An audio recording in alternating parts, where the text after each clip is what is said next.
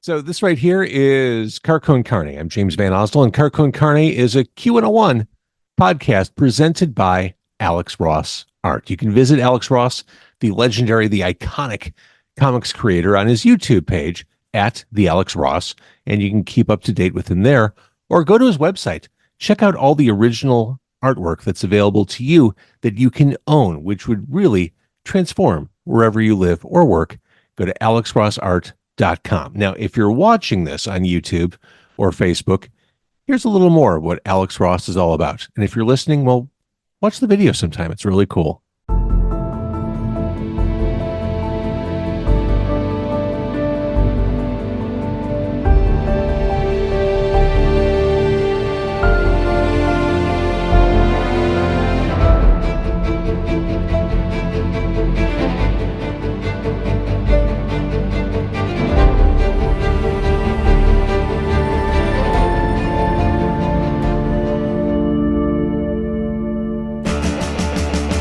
It's Con Carne.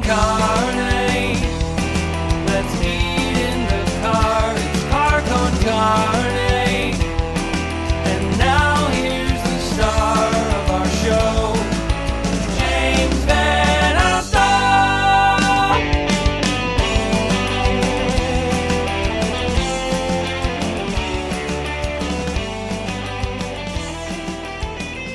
So as I'm sitting here, we're heading toward the end of April. The weather is turning. Spring is here. It's time to get outside. It's time to get active. And with that in mind, I'm training with the American Lung Association for their Fight for Air climb. May 19th, we're going to Soldier Field. We're going to take on the stairs of Soldier Field. The stadium is ours. We've got the whole place. There will be no football game. There will be no concert. It's just us helping to raise awareness and raise funds to fight lung disease. If you want to be on my team, I'd love you to be on my team.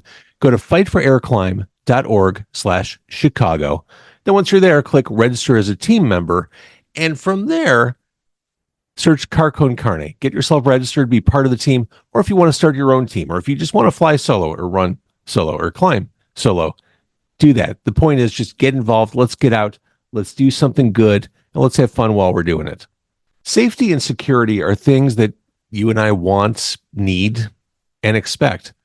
What if you could always come home to a well-lighted house knowing that you and everyone inside were safe? Or know that that package you were waiting on, maybe it was a box of records, maybe it was something for the house. What if you knew that it was delivered and secured? Embrace the future of smart living. Turn your home into a smart home. Empower it with intuitive control. How do you do that? Easy automation. Call my guy Dan. It's his personal phone number I'm about to give you. You ready? 630-730-3728. Get a free, no strings attached quote and learn how easy it is to transform your home into a smart home. If you don't want to talk to Dan, well, you're missing out. He's a delight. But you can also go to his website, easy-automation.net. Estonian industrial band Evestus put out a new album, Post-18 Depression, just last month. And sonically, you'll recognize a lot of the arrows pointing back to artists like Nine Inch Nails and Marilyn Manson. But there's a lot more going on here than just influences. Ott Evestus, the singer, the Evestus of the band, joins me from Estonia as episode 944 of Con Carne begins. So let's start with the new album, Post-18 Depression. What was going on in 2018 for you that you're referring back to it? That's the thing. There are several things. First, of course, as you noticed, 2018, when we reached the year 2000, as like the entire humanity, I remember that there was so many thoughts going around that now we have learned everything. We are so much smarter, so much better. Everything is going to be better. We're going to be we're going to move on from here as we've learned our lessons and all that stuff, right? So 18 years later, things haven't, not only have they not gone better, they've probably gone a lot worse. It also hints to this, a personal growth. Like when you get to the age 18, right, you imagine that's when you grow up. You get this freedom, you get independence. You're like, yeah, finally. I can't wait till I get 18. And then when you turn 18, you realize that this is shit. The freedom is not worth the responsibility. And you kind of get this post-18 depression, right? So you've been through some stuff, life-threatening illness a few years ago.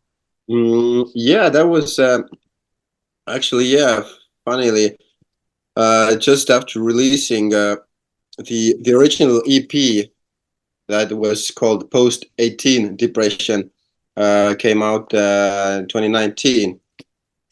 It was just 5 songs EP. And this was a rushed EP because I had been working on an full album, for like a couple of years, and I was getting to a really frustrated point. I was working with a lot of great people, up to 8 Fenton, who was producing a couple of songs there, who's been producing Gary Newman, right? But yeah, I became so frustrated because I was like, I really got deep into the detail and everything. So I wanted to release something just to get something out. So I put together this whole concept of post-18 depression really fast, really quick, released it. And I think half a year later, I got this bacterial meningitis and just fell into a coma at home. How Literally. terrifying. Yeah, well, it's like how it is, if you are in it, then you don't really, it affects the people around you more than yourself, at least at that time. So I went to I was taken to the hospital. I spent the Christmas and New Year's in a hospital. I came out from coma, and then like just seeing this nurses thing, I was like all like wrapped up in tubes and shit. They gave me fentanyl just so I could deal with the pain of assisted breathing and shit like that. So Oh my God. anyway, I was full of all kind of stuff, and I came to, and then this nurse is walking around and wishing me like happy holidays. I was like, what the fuck is going on? So that was real. What a sense of unreality that must have been to come out of that. Like, what the Yeah, fuck? yeah, and then there was a lot of like, since I was on such heavy medication, I really did see some weird shit, and later on tried to explain like other people that this really happened, and they were like, no, it didn't, it really didn't. like for example, a person who was laying in front of me, I was in an ER room, so there was like, with me there was 4 more people there. One woman who constantly tried to escape the room. At any moment that they weren't paying attention to her, she kind of jumped up from the bed and tried to run away, but she was with all these tubes and shit stuck and like fell down, and then the nurses got to like pick her up and shit. And then there was another person who I just literally saw him turning into a fish. Like, like he was I wrapped in bandages the entire body. And I remember like moments like some nurse was like spoon feeding him soup or something. And at other moments, I just saw like his limbs falling off, and the person just literally becoming a goddamn fish.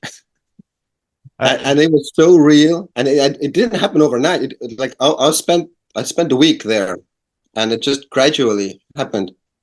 And at some point, some people were just like doing exercises to him that just like keep the body moving. Yeah. And at some time, the limbs just like fell off, and it was, well, just.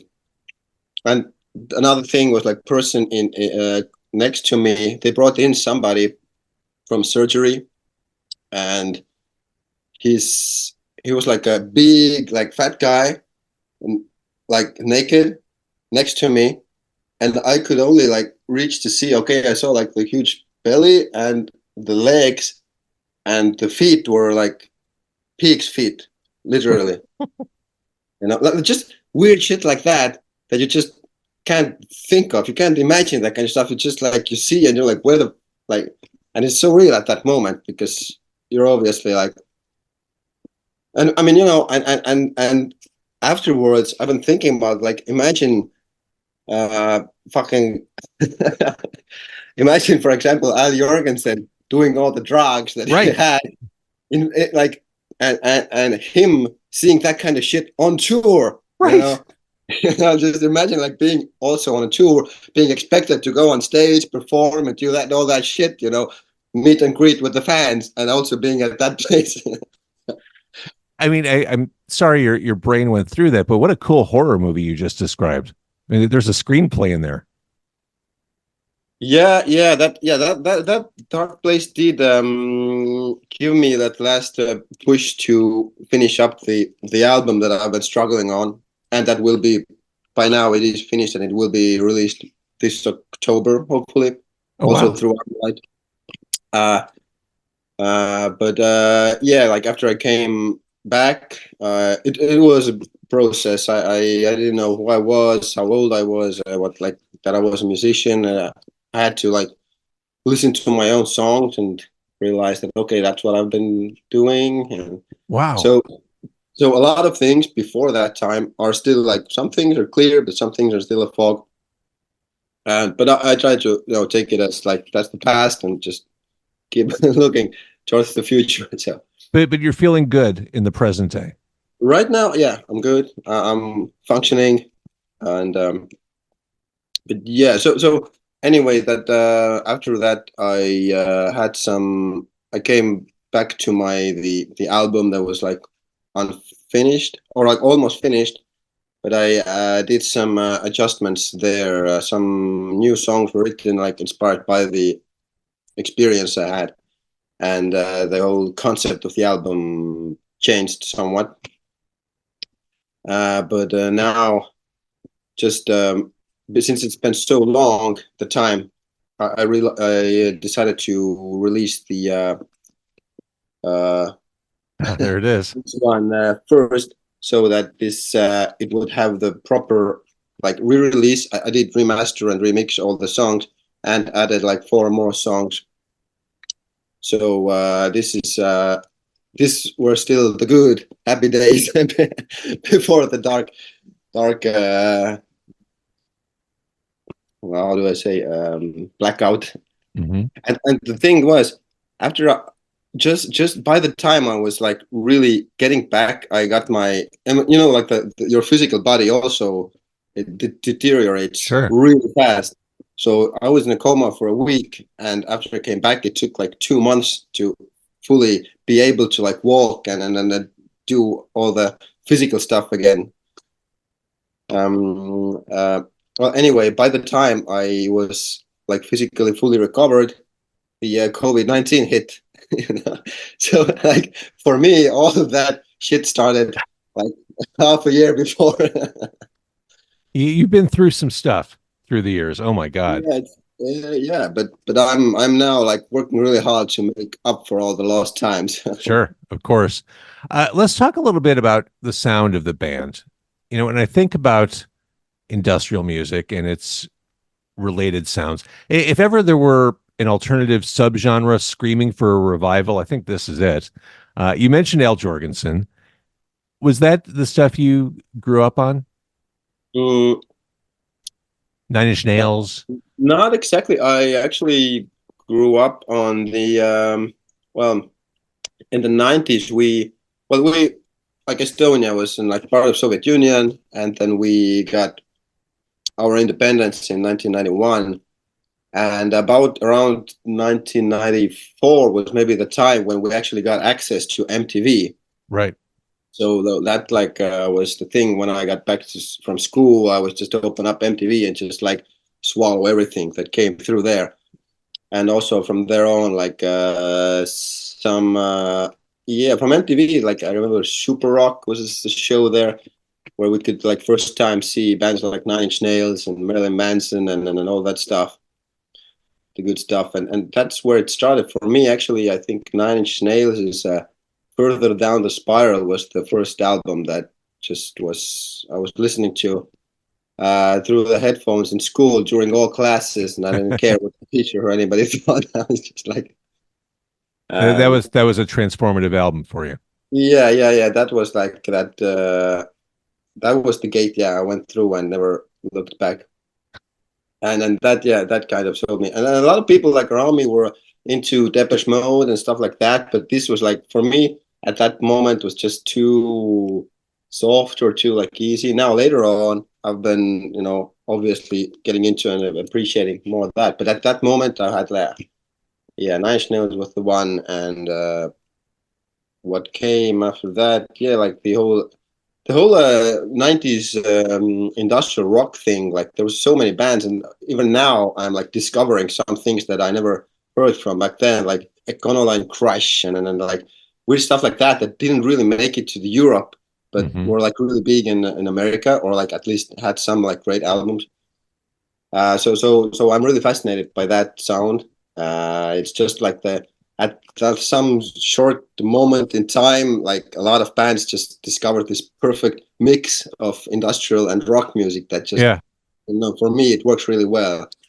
Well, if you like that discovery, what we need to do with you is we need to get you to Chicago. We need to Yeah. get you on a plane from Estonia to the US, and we need to take you record shopping and CD shopping around Chicago so you Oh can yeah. uncover all those other bands that you may not have heard yet. Oh yeah. I'd love that. Uh, Going back to the music, you talked about Depeche Mode. I mean, I appreciate the synthesizer type sounds that are on this release. Post 18 Depression. Uh, the song starts with this commanding synthy drum and bass sort of sound. It's a real attention grabber. But I mean, to me, that's an example of a song from you that pulls from a lot of different sources. Yeah. Yeah, I think for that particular song, maybe the most obvious influence might be the Prodigy. Sure. Yeah, because the maybe the minimalistic vocal lines, just almost like just vocal sample being on. Yeah, No purpose, no passion, no future, no compassion. yeah, yeah, kind of sums up the post-18 depression. I'm a big fan, and I've mentioned this before. I'm a big fan of the art of album sequencing, kind of taking a listener or fan on that journey from the beginning of a release through the end. And Welcome is how we began. It's this audio collage of sorts. It almost feels like we're being walked into a concept album Hmm. with that particular song. So, talk a little bit, I guess, about laying this album out and building that story from start to finish. Yeah, well, welcome. It used to be a single, and we went to the with this song, a completely different version of this song, but the lyrics were the same. We went to there's this thing going on in Europe called Eurovision Song Contest. It's really big, and in each country has these pre-contests where they just select their contender for the main event. And in 2018, we actually went to the local pre-contest, and we actually reached the finals with this song. Since then, it was just kind of this. It had no home, right? But I decided that in this album concept, it worked. It just fitted really well. The lyrical, the point, the like the description of the world that we live in, pretty much, and the world that maybe this album like opens up a little bit. So I created like this, turned it into the album intro that would like fit in perfectly, and it's also been my live intro for this for past few years as well. Then Voices in My Head is well, second song. It's kind of this empowering thing that there are these that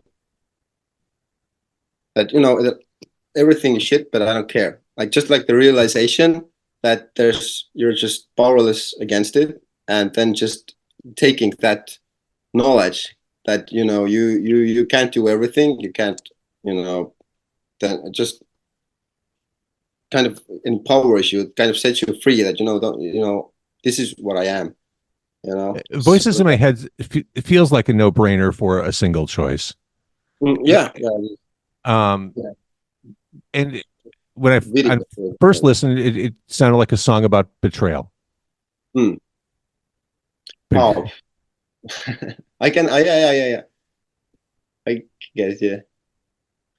Let's jump to "We're Not the Same," which you mentioned Marilyn Manson. This song feels like a callback to that kind of turn of the century Marilyn Manson music, like Disposable Teens, that sort of vibe. Yeah, and it is, and it's. I think it was meant to be like that. Yeah. And also the bass line for this track was influenced by a song from Ogre. I think it was called Time Bomb, and he had this really dominant or like very strong synthy bass line that was also like pretty much took over the entire song. And so I tried to create this something that would, that just inspired me to try and like create something like that. And then on top of it, just like the rest of the song kind of built itself pretty much. So if you listen to that one, the main thing is the bass line, but lyrically it's just also like another like fuck you to the society, basically. Like we are what we are, we do what we do. Leave us alone, let us do our thing, basically. There's a cover on this release, Tears for Fears cover of Mad World, which, if you're going to cover a song, you got to make it your own, which is what you did here. Yeah. And the story with that is that I had the idea in my head for years, actually. Just like imagine the main theme like played with a solo guitar, right? Like it is. And then one day I just thought that, okay, like it has to be done. It has to have been done already, because it's just, come on, this is an iconic song, right? And then I went through, I think, almost 10 pages of YouTube, Mad World covers. Mm-hmm. And I didn't find it. It didn't exist. And then I thought, like, okay, then it's probably worth doing it. And also, fun fact that I got Matthew Setzer playing guitars for that one. Matthew, he's from the London After Midnight. That's amazing. Yeah. And then I just sent him the song, and I was like, hey, can you, like, what do you think? But actually, we did. That's also another funny story. We met when he was touring with Skinny Puppy, and they were doing a show in Helsinki. So that's like a boat ride from Tallinn, where I live. I went to see them, and it was a great show, obviously. We came back to Estonia, but the next day I just saw Matthew in the street in Tallinn. And then I just wrote him on a messenger, like, hey, like, I saw you, like, what are you doing here? And he was like, yeah, the tour was finished, and we just thought to hang around in Estonia, look around. And I was like, hey, let's catch up. Let's go I got a summer house at the fucking beach side. Let's go chill, do some grill, sauna, shit like that. And it was like, okay. That's awesome. I want to do that. Like, for a couple of days. Like, I want to go hang out at the beach and grill with you. Well, I should come to Estonia. Yeah. Let's talk about I Don't Fucking Care. I get the sense that perhaps you're not a fan of social media. Yeah. And sometimes this song, it was the lyrics, the vocals were sang in one take. It was one demo take, practically. So it was so like emotionally, I was just at that place. And later on, I've been thinking like, if I want to change anything, and like, no, not really. It's just like, sometimes you get this, and I think it's this false sense of, you feel like you need to answer everybody, you need to answer all them, you need to comment. You feel like if I'm not putting a like to this post or like to that post, then I'm being a bad person, and like somebody noticed. I mean, maybe by now it has like gone lighter a bit, but at some point, I think everybody gets this kind of anxiety that I can't go online because then people see I'm online and then they get Right. insulted because I don't respond to their posts or comments or whatever. And at some point you get just so fucking frustrated, and that's where this song came from. And like yeah, the chorus says, "I don't fucking care. I'm happy being dead." So that's kind of the reference that I'm just, when people say that if you're not on social media, then you're dead. Then like, yeah, then I'm happy being dead. Sometimes I'm just happy being dead to social media. Well, it's kind of a double-edged sword for Hmm. the band because the For an fans artist, the yeah, fans are there. yeah, that's true, that's true. So But do you, also a lot of fans relate to this as well yes, it's because a like very pretty much everybody, yeah.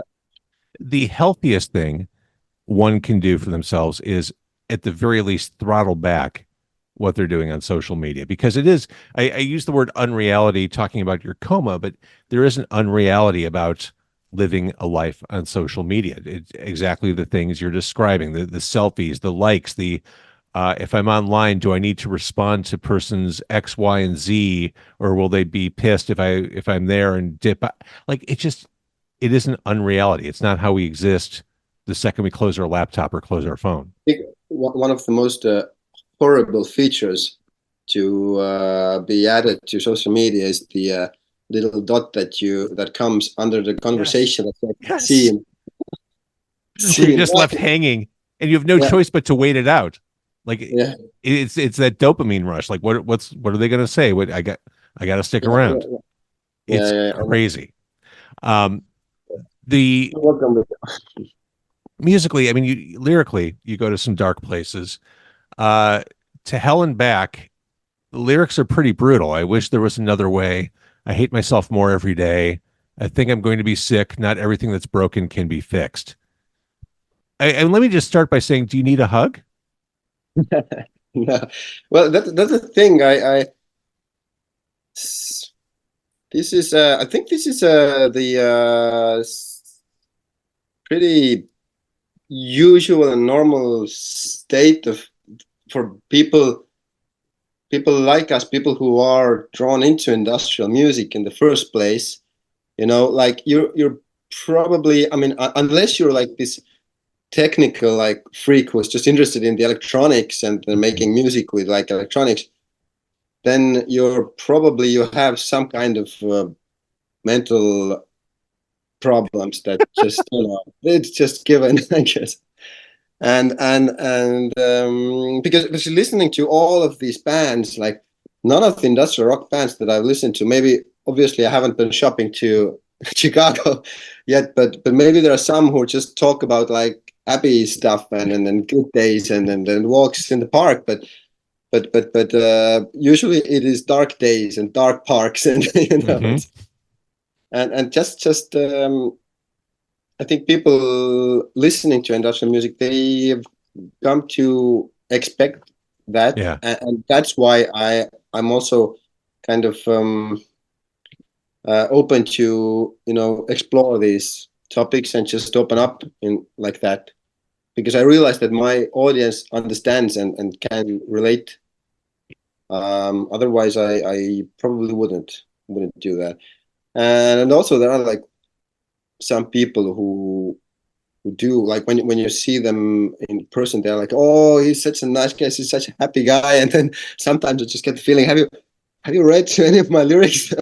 but Although but I, you know, hopefully writing those songs and writing those lyrics like gets this out there and Mhm. and, and kind of relieves this a little bit, so when you read stuff like that, then you know you can know that getting it out there makes it easier to deal with, so that's already a win. yeah, that's just it. I mean, I listen to a lot of dark shit. I watch a lot of horror movies, and the questions are always, how can you watch that, or how can you watch something that terrifying or disgusting?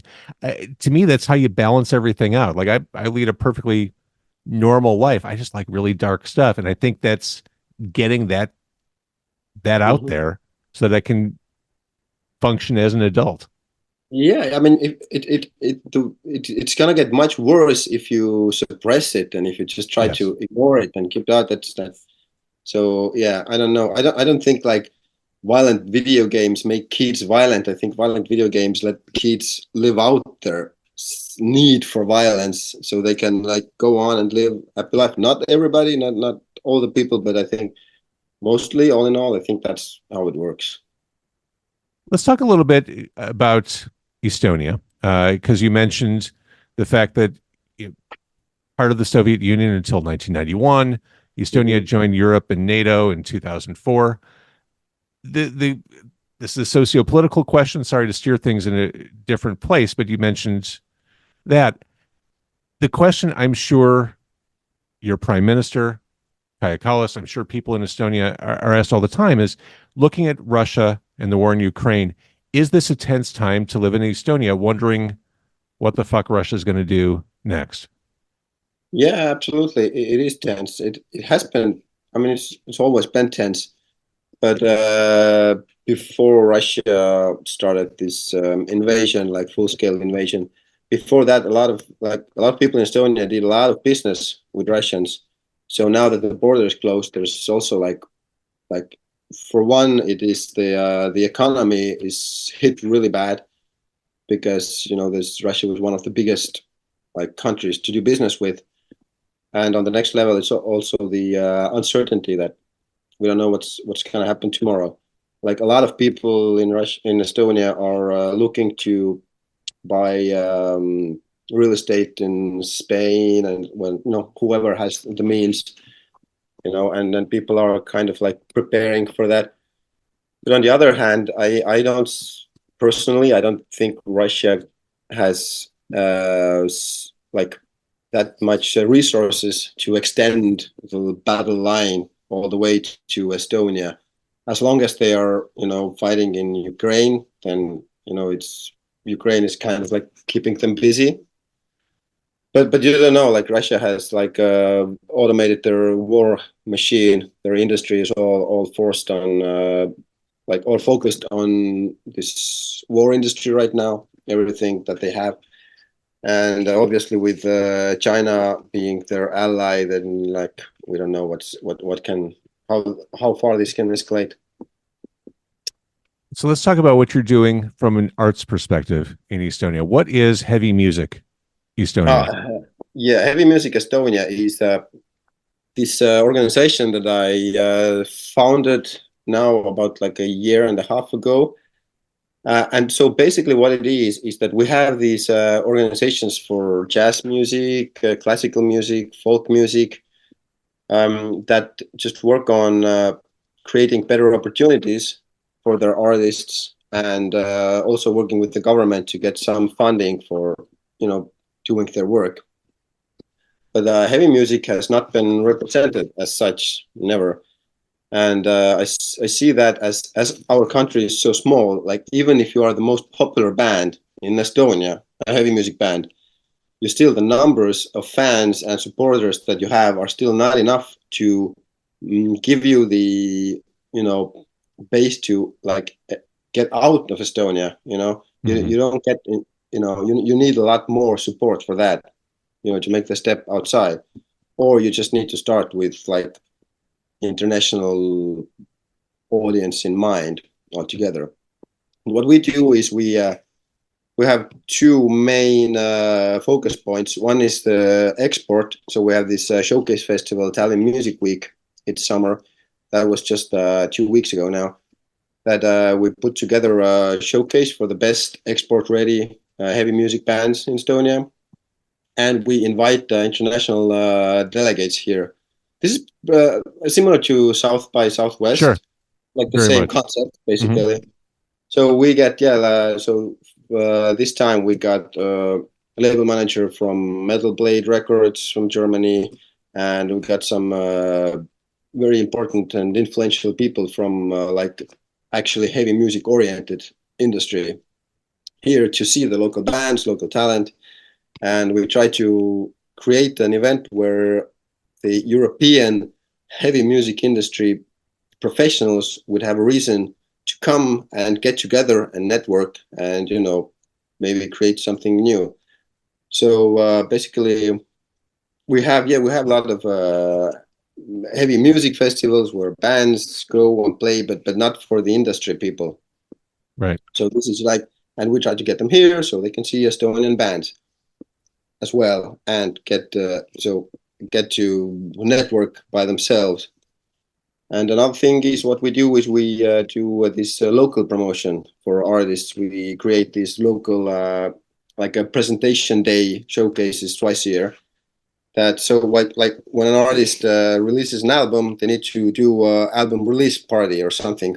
So what we do is we book a huge venue, and we give 10 bands a chance to present their new albums that have been released this year.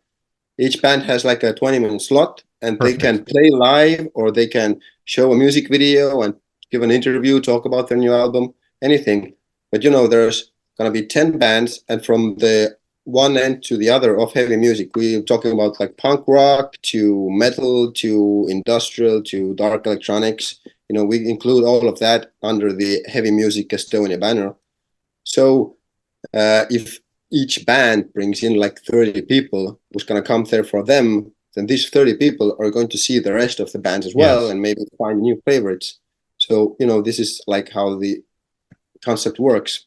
So like last year we did the first edition. It was we had like 250 people coming through, and now on the May 4th we have the second one, and now we are also giving a free entry to everybody under the age of 16. So we're trying to get like younger people also into heavy music and all that stuff. This is something I struggle with in Chicago. Back in the 90s, all ages shows were way more common. And in talking about it with different promoters and venue owners, there aren't a whole lot of opportunities for all ages shows because venue owners don't make as much money. They don't. It comes down to alcohol sales and people being able to stay out late, and all ages shows don't get them there. So as a result, there are a lot of kids on this side of the ocean who don't get that exposure that you're offering with what you're doing. And I think that's so important. Yeah, and it's more so that because in Estonia we don't have any like public media or anything that covers heavy music really, unless you're like really popular or like lining to the pop side of things. Then the youth of Estonia don't really have exposure to heavy music that's going on in here, and I think that should be the first step. Just to let them know that something like that is happening. But also we try to get the venue, get on the good side of the venue with telling them that the young people are gonna tell their parents that let's go, and their parents gonna come and they're gonna buy drinks for them and gonna hang out there. So like trying to make it like a family thing. So I mean the 20-minute sets are also like short enough that you don't get exhausted. Yes. You have 20 minutes, even if you don't like the band at all, you go take a piss, take another drink, have a cigarette, and another band is gonna get on already. So, we're safe from that. I'm all for 20-minute sets. I support this. So post-Hateen Depression, it's available now. There'll be more new music from you in October. Yes, hopefully. And this is going to be a much darker and heavier album. How? Yeah. Oh, yeah. I mean, not only lyrically, but this like the audio, the music is also like much slower, deeper, heavier. Yeah. All that. I've been working on this for a while, and I have a lot of great people like Michael Patterson has mixed everything. Eight Fenton has produced like almost half of the album, and it's like it's gonna be huge. Can't awesome. wait. Well, this is your year, and I love that you're coming back from all the bullshit and you're coming out ready to fight, and I love it. And the band sounds great, and like I said, if we can ever get you over here to Chicago, I'm taking you record shopping and for just an awesome amount of food. Thank you so much.